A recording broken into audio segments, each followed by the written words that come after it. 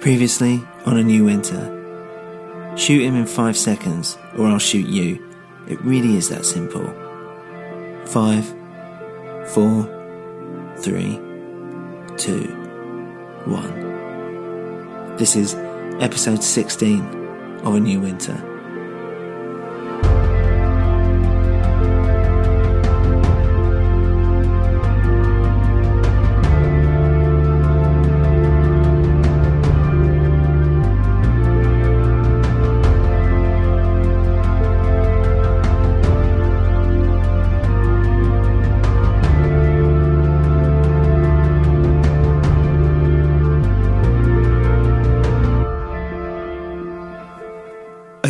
Okay, don't shoot him, I said. I just need a minute, just... Fuck! I shouted. Mr Tooley shot Nikolai in the side of the head. My legs started to shake and I had to sit down. I stared at Nikolai in front of me, his head hanging loose to one side, but the chair keeping him upright, as if still aching to be free of those ropes. I thought you said no more murder, I said to Mr Tooley, who was as calm as anything, as he put away his gun. Ah, he said, Nikolai is not like the German. Henry, he had friends, family, a business to run back in Germany, but Nikolai here, he's scum. He cares about nothing but money. He lived a lonely, violent life, much like his death. Now, I'm about to leave, and I suggest you do as well. I mean, I could give you a lift back to your parents. He held out a hand to me. I couldn't take my eyes off Nikolai, but something inside me said to join him, that I might learn something more, but I knew it was dangerous. I didn't want to end up like I was last time. And as if reading my thoughts, Mr Tooley tried to calm my fears. You don't need to worry. I see that you're special, and we need each other, you and I, more than you think. It was strange. People say that the devil speaks only lies, but when one is so powerful, it seems to surpass any sense of distrust. In fact, I would trust an evil man and his evil ways than I would a stranger. Better the devil you know, I guess. I took his hand and stood up. We walked out, silently, past the huge black man outside the door and past the madame, who was clearly trying to look calm, and then downstairs, through the now empty club, and downstairs, where a black, expensive-looking car was now waiting. Get in, Mr Tooley said, and opened the door for me. He followed behind in the back seat. Now, just tell my driver where to go. And then I suddenly thought, well, hold on. No, then you'll know where I live. I don't want that. Mr Tooley laughed, scratched his face. You think I won't be able to find that out in a heartbeat? I guess he was right, so I just told the driver where I lived and we were off. Now that you've calmed yourself, Mr Tooley began, tell me truthfully, did you kill the German? No, I said. Look, I swear it. He began. Then someone else, perhaps. This is not encouraging. Mr Tooley asked. I just want to know, where's Jackie? Jackie, he said. You mean Jackie Fair? Yes, she's missing. I need to find her.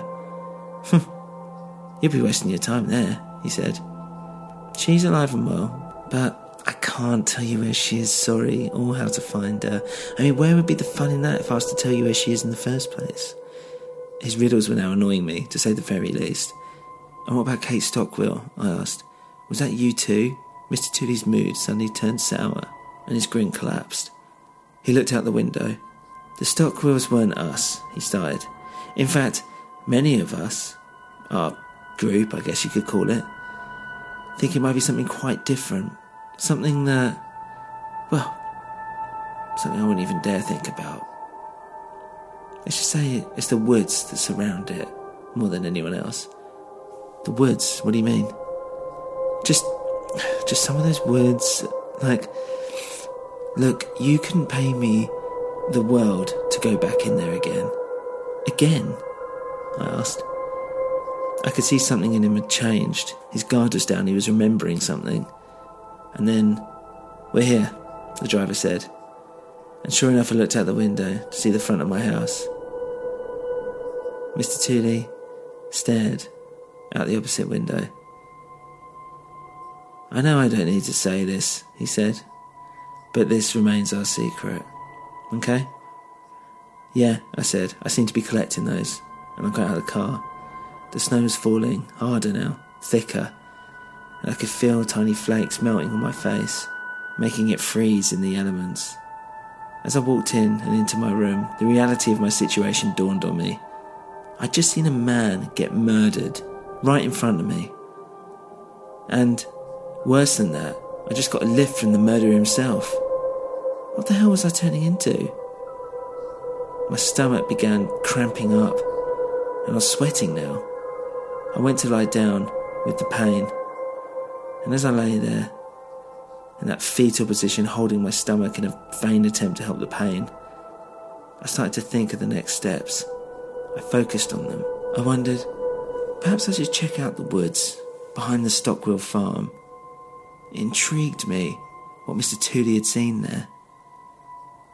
I woke up the next morning, pain-free, and went downstairs to see if I could see my mum before I left, but nothing. So I just had some breakfast and left. Getting to the Stockwells, well, it was tough. It was a case of getting a bus, a train and a taxi. It really was quite isolated.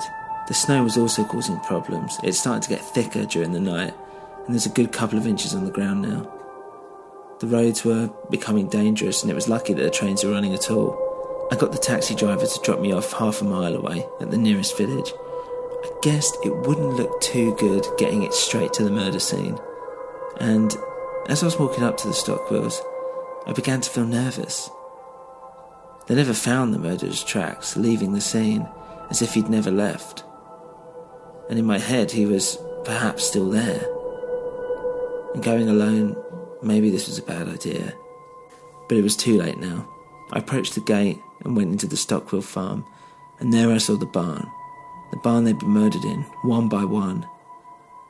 What had led them in there, and why had they gone in so willingly? I saw the house, the same house that I used to call in to see Kate. Their overstocked kitchen, overworked mum. I just remembered it being such a happy place. But now, what was it now? Nothing. They're dead, all of them. I ventured into the barn and saw where they were found. The report said they'd been stacked on top of one another in the middle of that very room. Otherwise it was fairly empty here, just hay. I guessed most of everything else had been taken in as evidence. I also wondered where all the religious iconography stuff had gone. I mean, Kate's father had been religious to a fault, and even though he was a tough man, he was fair. But there didn't seem to be any of it around. I looked behind me to the woods, and they stood there, like a wall of nature hiding its secrets in its cloaked darkness, looking into the barn, as if watching everything, the house, the barn itself, and me. I felt like it was almost calling to me, the white snow separating us like a purging of sins. I went back outside the barn and looked at the house. I walked in and shouted, "Hello? Is anyone here?" Which is asking for trouble, I guess, but there was just silence. But it was more silent than silence. The snow seemed to absorb all noise like a sponge, leaving a world of unwanted sounds. As I walked from room to room, I noticed all the little things that I remembered about the Stockwells, but it was different. It felt just different. I saw their family portrait up on the wall. Everyone happy, smiling, feigning that fleeting moment of happiness that they always seem to want to capture in photos. There was other small paintings of people, farmers I guess, toiling the fields. Some a bit more unnerving than others. I mean, it was strange. It was strange that I was back here at the Stockwells place. Just completely empty. I kept walking around, but I just couldn't bring myself to go into Kate's room. It was just too much. So I walked back downstairs and out the door, and then I saw something that filled me with absolute fear. Something I hadn't even noticed when I entered the house. There was a set of single footprints leading from the front door directly to the forest.